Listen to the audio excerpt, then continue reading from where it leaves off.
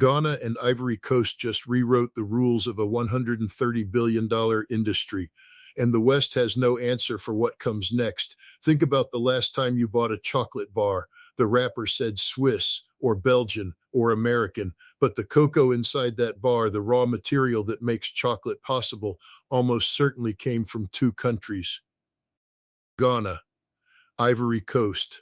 Together, they supply 65% of every cocoa bean grown on this planet. Not a large share, not a dominant share, the majority. And for decades, they sold that majority at whatever price the commodity markets in London and New York decided to set. They grew the crop, harvested it by hand, shipped it out, and watched multinational corporations capture most of the value. That era is ending. What Ghana and Ivory Coast just agreed to changes the equation, and every major chocolate company in the world is scrambling to figure out what it means. If you want to understand economic power, not the kind they teach in textbooks, but the kind that actually moves money across borders, this story is the framework. Subscribe now and turn on notifications. This channel breaks down what the financial press reports but doesn't fully explain. Every week, a new lens. You're going to want to be here for what comes next. Let's start with what actually happened and why the timing matters. In mid-2019, Ghana and Ivory Coast announced the formation of what they called a formal cocoa alliance, structured to function like a cartel, or more precisely like a version of OPEC applied to the soft commodity markets. The mechanism they chose was called the Living Income Differential, the LID, a $400 premium per metric ton applied to all cocoa exported from both countries, on top of whatever the global spot price happened to be at the time of purchase. That number, $400, represents roughly 15 to 20% of the base price depending on market conditions, not a suggestion, not a request. A mandatory floor premium enforced simultaneously by both governments applied to every buyer, no exceptions. To understand why this is significant, you need to understand the structure that existed before. For most of the 20th century, cocoa was priced like a financial instrument rather than an agricultural product. Contracts traded in London on the ICE Futures Europe Exchange and in New York on the NYMEX. Buyers, meaning the major chocolate manufacturers, the commodity traders, the processing companies, placed orders months or years in advance through futures contracts. The price reflected global supply and demand signals, weather forecasts, inventory levels, currency movements. What it did not adequately reflect was the cost of actually producing the crop in the countries where it grew. Cocoa farming in Ghana and Ivory Coast is predominantly done by smallholders, 2 to 5 hectare plots, family operations, no mechanization, everything by hand, planting, pollinating, harvesting the pods, fermenting and drying the beans. The average cocoa farmer in Ivory Coast earns roughly $0, 78 per day. Read that again slowly. $0, 78 per day. The global poverty line is defined at $2, 15 per day. The people growing 65% of the world's cocoa supply are operating below extreme poverty on average. Meanwhile, the chocolate industry generates approximately $130 billion in annual revenue globally. That gap between what farmers earn and what companies capture is the entire context for what Ghana and Ivory Coast just did. The lid mechanism is designed to close that gap by force, not by persuasion, not by negotiated agreements with corporate social responsibility departments, by coordinated pricing power exercised at the source. Here's what the official industry response said. Several major chocolate manufacturers, names that include Nestle, Barry Callebaut, and Cargill, stated publicly that they supported the living income differential in principle, endorsed the goals of improving farmer welfare, and expressed willingness to work collaboratively toward sustainable supply chains. That was the official statement. The operational reality showed something different. Behind the scenes, buyers attempted to shift sourcing timelines, accelerate purchases before the lid took effect, and in some documented cases, pressure smaller origin countries, Ecuador, Cameroon, Nigeria, to increase exports as an alternative supply source. They said yes in public and looked for workarounds in private. Now, here is the dimension that almost nobody in the Western financial press is discussing plainly. The lid is not just a price mechanism, it is a test of coordination. For commodity cartels to work, they require two things: sufficient market share to set prices rather than accept them, and sufficient political cohesion between members to prevent defection. Ghana and Ivory Coast have the first condition locked. Together, 65% market share in cocoa is a more dominant position than OPEC holds in oil. Saudi Arabia, Iraq, Kuwait, and Iran combined control roughly 40% of global oil production. Two countries controlling 65% of a single commodity is an extraordinary concentration. The vulnerability has always been the second condition: coordination. Can two sovereign governments with different political systems, different debt structures, different relationships with the IMF and World Bank actually hold a unified price floor when buyers are offering incentives to defect? The first 3 years of the alliance produced a complicated answer. Ivory Coast, officially named Côte d'Ivoire, held the lid premium in place through multiple pricing cycles despite significant pressure from buyers and periodic currency stress. Ghana's situation was more complicated.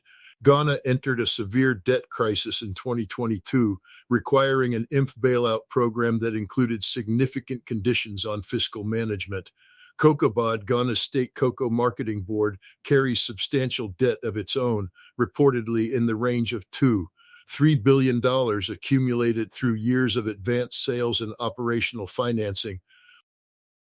A government under IMF supervision and an agricultural board carrying that level of debt faces real pressure to prioritize immediate revenue over longer-term pricing leverage. That tension is the live question in this story. Can the alliance hold under financial stress? Let's go to the math, because the math is what determines everything here. Global cocoa production runs approximately 4–8 million metric tons per year. Ghana and Ivory Coast together produce roughly 3–1 million metric tons of that total. At a $400 lid premium per metric ton, full compliance across their combined exports generates approximately $1–24 billion in additional annual revenue flowing to origin countries rather than being captured by processors and manufacturers. That is the scale of the transfer the lid is designed to enforce. $24 billion per year. Not charity, not foreign aid.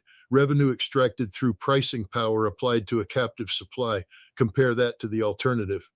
Foreign direct investment into the cocoa sectors of both countries from the major chocolate multinationals averages roughly $200–300 million per year across all companies combined, including sustainability programs, certification schemes, and infrastructure investment.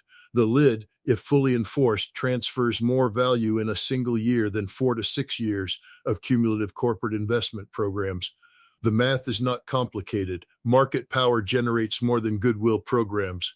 That is the argument Ghana and Ivory Coast are making with their actions, even if they are not stating it in those terms publicly. Now, here is where the geopolitical architecture becomes visible. China imports approximately 15% of global cocoa production, primarily for a domestic chocolate market that has grown at roughly 8% annually over the past decade. Chinese state-linked commodity firms have been expanding their presence in West African agricultural supply chains since the mid-2010s. The Cocoa Alliance creates a structural opportunity for China that did not previously exist at this scale. If Ghana and Ivory Coast are willing to enforce a price premium against Western buyers, they require buyers willing to pay it, or at minimum, they create leverage that makes them more receptive to alternative financing arrangements, infrastructure deals, and currency settlement agreements that move away from dollar-denominated transactions. China has a playbook for exactly this moment. It is the same playbook deployed in copper in Zambia, in lithium in the Democratic Republic of Congo, in iron ore in Guinea.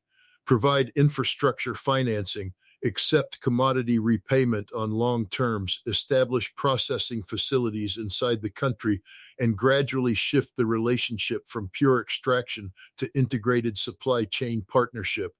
Applied to cocoa, this means potential Chinese investment in domestic chocolate processing in Ghana and Ivory Coast, moving value capture from European and American processing facilities to African ones, with Chinese firms holding the processing contracts. The European angle adds another layer. The European Union implemented the EU deforestation regulation, which went into effect in stages and requires that cocoa sold into European markets be certified as not produced on deforested land. Compliance costs for this regulation fall substantially on origin country producers and exporters. Ghana and Ivory Coast have both formally protested the timeline and requirements of this regulation, arguing that it effectively functions as a non-tariff trade barrier, imposing European environmental standards on African farmers without proportional support for compliance infrastructure. The regulation creates a situation where a cocoa farmer in Ivory Coast must generate satellite-verified geolocation data for every plot they work in order to sell into the EU market. The administrative burden is real, and the compliance cost is real. If the EU enforces these requirements aggressively, it may inadvertently accelerate the diversification of cocoa export destinations away from Europe and toward markets with fewer compliance requirements. Russia's role is indirect but worth noting.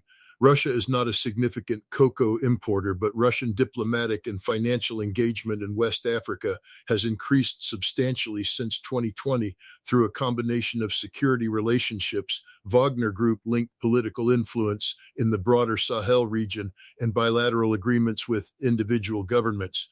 Any weakening of Western leverage in West African commodity markets creates space that Russia, like China, has shown willingness to occupy. The signal transmitting to commodity-producing governments across the developing world from this alliance is not subtle. Market share concentration, when held by sovereign states rather than private actors, translates into pricing power. The model is replicable. Copper-producing nations have discussed similar coordination mechanisms. Coffee-producing nations in the ICO framework have explored price floor agreements with limited success historically, but renewed interest given this precedent. The Ghana-Ivory Coast Cocoa Alliance is being watched by every government that sits on a concentrated global commodity supply and has spent decades accepting prices set elsewhere. Here is where this stands and what comes next. The alliance faces a near-term stress test driven by Ghana's fiscal situation and the ongoing debt restructuring that COCOBOD is navigating. If Ghana is forced to resume large-scale forward sales at depressed prices to service debt obligations, the effective floor price collapses, regardless of what the official lid states. Ivory Coast cannot hold the premium alone. Unilateral pricing premium without the second largest producer creates immediate buyer substitution. Here are my 3 predictions, each with a clock attached. Within 18 months, we will see either a formal restructuring of COCOBOD's debt that explicitly protects the pricing mechanism, or a de facto suspension of Ghana's lid compliance as IMF fiscal conditions override the alliance framework. Those are the 2 paths, and there is no third option in the current financial structure. Within 3 years, at least one major chocolate manufacturer will announce a significant investment in domestic processing capacity inside Ghana or Ivory Coast, not as altruism, but as a strategic move to lock in preferential supply access before the pricing environment becomes more hostile. And within 5 years, the percentage of cocoa processed domestically in West Africa will cross 30%, up from roughly 20% today, as both governments use the revenue leverage of the lid to fund the industrial infrastructure that moves value capture upstream. The question this raises for the global food industry, for investors in the chocolate sector, and for anyone watching commodity markets is this: which other agricultural commodities are sitting on this same structural setup, massive geographic concentration of production, prices set by financial markets in distant cities, and producer governments with the political will to coordinate?